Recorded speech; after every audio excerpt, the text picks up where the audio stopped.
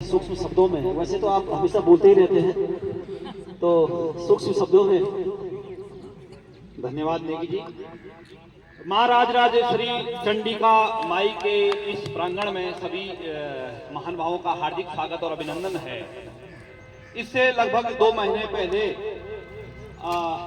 आप ही के अध्यक्षता में एक जो है जन आंदोलन हुआ था, और आज से लगभग 1 सप्ताह पहले विकसित भारत का अभियान हुआ था, जिसमें चश्मदीद गवाह जो है आदरणीय बहुगुणा जी थे, उन्होंने यहाँ पे नाले के बारे में भी बोला था। तो मुझे वर्तमान समय में देखकर यह महसूस हो रहा है कि जो विकसित था वो विकसित है नहीं, जो दिखाया जा रहा था। क्योंकि उस दिन गिन करके 15 आदमी, वो भी कर्मचारी लगा करके, वो भी जो है कहाँ ऐसे खुले में नहीं था। आप नाराज न होए कि हमारी सरकार के खिलाफ बोल रहे हैं, हम स्वतंत्रता से बोल रहे हैं। तो उस दिन मुझे यहाँ ढूंढने में लगभग आधा घंटा लग गया कि ये विकसित भारत हुआ कहाँ विकास। तो तब देखा पुलिस चौकी के पीछे वहां जहां उजाला ही नहीं था, वहां विकास हो रहा था। ये सत्य बात बता रहा हूं आपको, और वो वीडियो अभी हमारे पास है गवाह के रूप में। 15 आदमी से ज्यादा नहीं थे, लेकिन आज मुझे ये महसूस हो रहा है कि जब बैठक के लिए इतनी मातृशक्ति गणमान्य व्यक्ति यहाँ पर पहुंचे, यहाँ तक कि जो है हमारे अहोभाग्य है कि संत महात्मा ऐसी मूर्तियां हमारे बीच, ऐसी आत्माएं पहुंच रही हैं, तो कहीं ना कहीं इस सिमली को विकास की जरूरत है। और ये विकास की जरूरत सड़क पर अब जो है झंडा लेके सिमली में नहीं, देहरादून में नहीं, मैं तो कहता हूँ रामलीला मैदान, चंडिका के रामलीला मैदान से दिल्ली के रामलीला मैदान तक ये आवाज पहुंचनी चाहिए। क्योंकि यहाँ की अनियमितताओं के बारे में राज्य के स्वास्थ्य मंत्री को भी अवगत है, लेकिन दुर्भाग्य यह है, भ्रष्टाचार की पराकाष्ठा यह है कि खुला खेल फर्रुखाबादी सबको पता है, लेकिन होता क्या है महोदय, बिल्ली के गले में घंटी बांधनी थी, लेकिन बांधेगा कौन?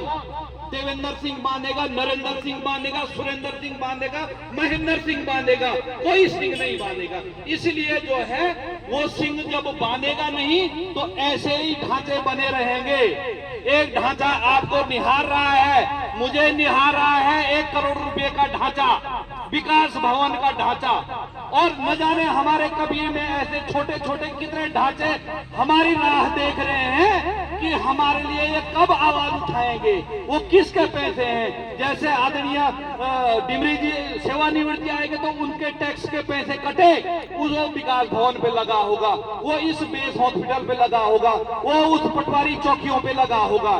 लेकिन हम जो है कुंभकर्ण की नींद सोए हुए हैं। हमारे में बड़ा दुख होता है कि जब कोई व्यक्ति किसी भ्रष्टाचारी या इस प्रकार के बारे में लिखता है, बोलता है, तो उसको 10 आदमी सपोर्ट करने वाले होते हैं और 20 आदमी गिराने वाले होते हैं। आप लोग सारे चश्मदीद गवाह हैं।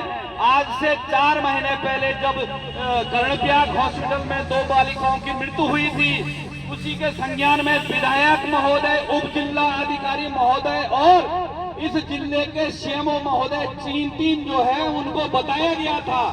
हमने उस मंच से कहा कि यदि कोई सरकारी डॉक्टर अपना निजी हॉस्पिटल खोल सकता है, तो सरकारी अध्यापक अपना जो है निजी विद्यालय भी खोल सकता है।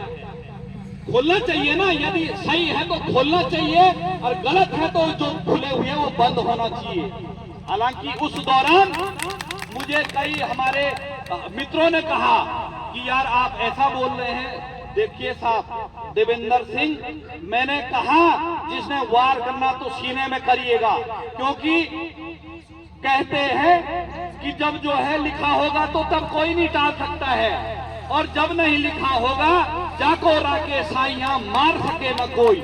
लेकिन हम गिदड़ की तरह नहीं मरेंगे, मरेंगे तो शेर की तरह मरेंगे। और शेर की दहाड़ है ये कि यदि स्थिति सुधारनी है तो सबको मुट्ठी बांध करके सामने आना पड़ेगा। ऐसे घरों में दुबक करके छत में देखते रहेंगे कि देवेंद्र सिंह बोलेगा, तब जो है कर्णप्रयाग या सिमली का स्वास्थ्य जो है व्यवस्था ठीक होगी। महोदय देवेंद्र सिंह ने तो लंबी दाढ़ी भी रखी, बाल भी रखे हैं। हम तो अपना चोला ओढ़ेंगे और चले जाएंगे वाराणसी अयोध्या मंदिर में। हमारा तो कुछ नहीं है, हमारा पेंशन आता रहेगा। बाल बच्चों को कहेंगे बेटा एटीएम से खाते रहो, हम तो जो है भिक्षा लेने चल दिए। यदि इस क्षेत्र के लोग सहयोग नहीं करेंगे तो हम बिहार में जाके दहाड़ेंगे, उत्तर प्रदेश में जाके दहाड़ेंगे, राजस्थान में जाके दहाड़ेंगे। क्योंकि यदि आपको हमारी आवश्यकता नहीं है तो कुछ नहीं, ऐसा कुछ नहीं है। मेरा किसी से जाति धर्म रंग भेद क्षेत्र की कोई जो है क्षेत्रवादिता नहीं है। और एक चीज और बता देता हूँ, हमारे अवनति का मुख्य कारण है क्षेत्रवाद, जातिवाद। यू बामोर जो, यू ठाकुर जो, यू कबीरी जो, यू कनखो जो, यू हलाना जो, ये बल कबीरी का है, बल कबीरी है, चांदपुर का है, नोटी का है, फलाना है। और उसी में हमने जो है मान लिया कि हाँ भाई उसने फेंक दिया बोला कहेगा जातिवाद का, और सारे तितिर बितिर हो गए।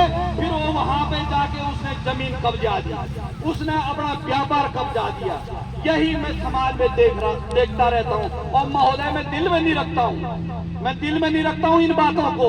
लेकिन मैं कह रहा हूँ कि आज चंडिका माँ के जो है इस रामलीला मैदान से हमें देहरादून नहीं जाके हमको दिल्ली तक भी जाना पड़े स्वास्थ्य सेवाओं के लिए, क्योंकि मुख्य सेवाएं हैं। और पहले पत्र आया करता था फौज से, सबसे पहले अपने अमूल्य शरीर की रक्षा करना।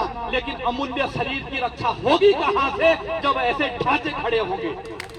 अमूल्य शरीर की रक्षा तभी होगी जब हम सड़कों पे आएंगे जनतांत्रिक तरीके से अपनी आवाज। सरकार 2-2 इंजनों की सरकार है था, अब यहाँ आते आते 3-3, 4-4 इंजन लगे। लेकिन मुझे लग रहा उन इंजनों की भी पावर खत्म होगी। अभी बैगुणा जी ठीक ही कह रहे थे कि माननीय विधायक जी को यहाँ होना चाहिए था, यहाँ के जिला पंचायत सदस्य जी को यहाँ होना चाहिए था। लेकिन कहाँ है, सब डूबे हैं माया में, और इसी माया में डूबते रहेंगे।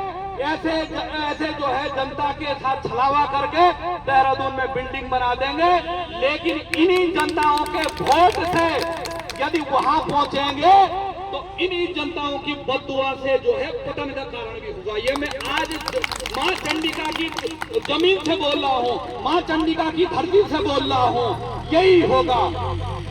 विनाश काले विपरीत बुद्धि, जो भी लोगों के पास से जो है हमारे गरीब परिवारों से जो है ऐसा उनका खून चूसेगा, चाहे वो स्वास्थ्य के तरीके से हो, चाहे वो शिक्षा के तरीके से हो, उसका हस्र गलत ही होगा। ये अकाट्य है, ये सत्य है। और मैं अभी आप लोगों के माध्यम से अपने अपने क्षेत्रों में, गांवों में जाके ये बता देना चाहता हूं कि यदि इस बेस हॉस्पिटल का जो है संचालन यथाशीघ्र नहीं हुआ तो चाहे हमें उसमें अपने जीवन का बलिदान देना पड़े, और दे न दे लेकिन मैं तो दूंगा ही। ये मैं आपको लिख के दे रहा हूँ, क्योंकि देखिए साहब, ये शरीर मुझे पता है यहीं पे हमारा घाट है, यहीं पे आना आज नहीं तो 10 साल बाद, नहीं तो 20 साल बाद या 25 साल बाद आना है। लेकिन आना ये कटु सत्य है। लेकिन किसी के लिए जो है यदि कुछ करके जाए तो हमें भी, हमारे आने वाली पीढ़ी को भी प्रसन्नता होगी कि यार हमारे पिताजी ने इस हॉस्पिटल के लिए, इस स्कूल के लिए जो है अपना जीवन बलिदान किया था। तो मैं ज्यादा न कहते हुए ये सूक्ष्म जितने भी मैंने शब्द बोले, सूक्ष्म तो नहीं, बहुत लंबे शब्द बोल दिए मैंने, और दिल में तो बहुत कुछ थी, लेकिन समय आने पर बोलूंगा। हम लोग जो है हमारे बीच से अभी लगभग 1 सप्ताह पहले मैं जब नारायणबगड़ में गया था, तो नारायणबगड़ की जब उस पार्वती की आप स्थिति देखते, आज से मुझे लगता है सभी लोगों ने देखा होगा कि उसका पति उसके सामने जाके मैंने अपने आंसू भी थामने चाहे, लेकिन आंसू भी नहीं थमे, क्योंकि उनकी 2 छोटी छोटी कन्याएं थी, 9 और 10 साल की लगभग। तो जब उनकी माँ और पिताजी वहां से बोल रहे थे तो वो यहाँ से उनके आंसू टपक रहे थे। तो उन आंसुओं का कर्ज कौन देगा? किसने उनके साथ ऐसा अत्याचार किया? काश मैंने उस समय सोचा कि इनके बच्चों की जगह मेरे बच्चे होते तो दुख तभी हुआ। और महोदय, कोई हमारे शरीरों के साथ, हमारे बच्चों के शरीरों के साथ खेलता है, हम कहते हैं आप भगवान हैं, हम कहते हैं आप अल्लाह हैं, हम कहते हैं आप ही सर्वोपरि हैं। तो ये हमारा दुर्भाग्य है। और हमने सेना में 16 साल नौकरी की, तो मैंने देखा कि गढ़वाली आदमी जितना समर्पित दुनिया के लिए होता उतने अपने लिए नहीं होता है साहब। जहां वो डिटेल किया जाता वहां वो धूप लगा के पोछा मार देगा, लेकिन अपने बिस्तर पे वो कभी जो है एक हाथ नहीं मारता कि मैं इस चद्दर को झाड़ देता हूँ। ये हमने देखा है। दुनिया के लिए कर देंगे, लेकिन अपने लिए जो है कभी नहीं कर पाएंगे। उसका जो है आज हमको जो है परिणाम दिखाई दे रहा है। तो इन्हीं शब्दों के साथ मैं अपनी वाणी को विराम देता हूँ। हार्दिक आभार, सादर प्रणाम। जय बद्री विशाल, जय मां चंडी का।